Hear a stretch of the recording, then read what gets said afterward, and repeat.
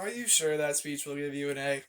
Hi, I'm Ramsey, and welcome to How to Perfect Your Speech. Being in oral communications can be tough, but hopefully by the end of this, you will be able to do it with ease. Now, you might be wondering, why should I choose this bozo? But I have some qualifications.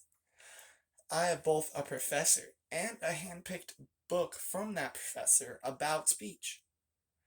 But why should you care? If you are already struggling with this course, it's understandable how this could help you get back on track.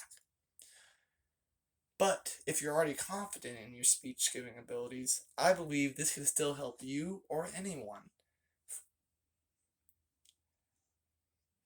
But now that the whys are out of the way, let's get to what's on the menu for tonight. First up will be the organization and which topic you will pick for your speech. Second will be the meat and potatoes of a speech, which is the writing. Lastly, it will be the performing of the speech and what you should do when it comes to that aspect. Before you start any speech, you have to know what you're talking about. No one wants to listen to someone talk and talk about something they clearly don't care or know about. On the opposite side, many people will listen to someone for hours as long as the person talking is passionate and knows about the subject. So when you're choosing a topic, I want you to lean on something you already know and care about, even if it's a little bit. After that, I want you to write an outline. Trust me, I did it myself, and it works wonders, especially at the start of the speech making process. It really jumpstarts it. But now on to the long part of a speech, the writing. The writing is a difficult skill, but like any skill, it can be improved through practice. Practice, practice, practice. Nothing replaces putting pen to paper or putting fingers to keyboard. No one is born a masterful writer.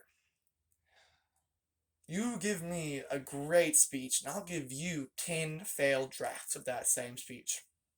This is not to say that there aren't any general tips, however. In fact, there are two that's helped me immensely. The first is to not rush through your speech. If you think you have to rush through it, then it's not a good speech. Second is to vary up your word choice. The less energy and more dull a speech is, the less someone is likely to listen to the full thing.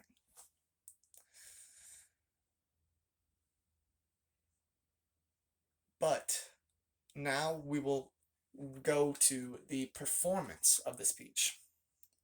Because writing the speech is one thing, but the performance of it is as, if not more important than the writing.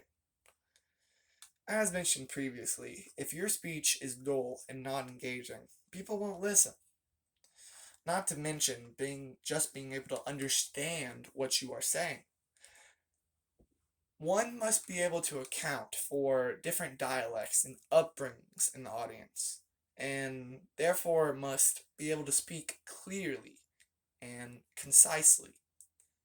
But remember, don't sound monotone, or you will become dull and people won't listen.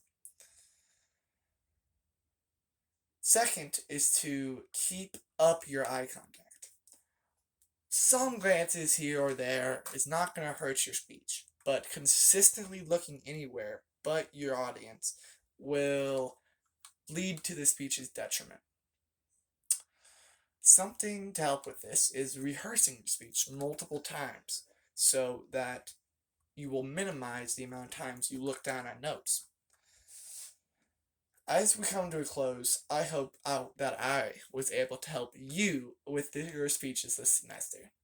And remember, if you want to perfect your speech, you have to focus on three things: organizing, writing, and performing. If you did that, I'm sure that you will get the grade you desire.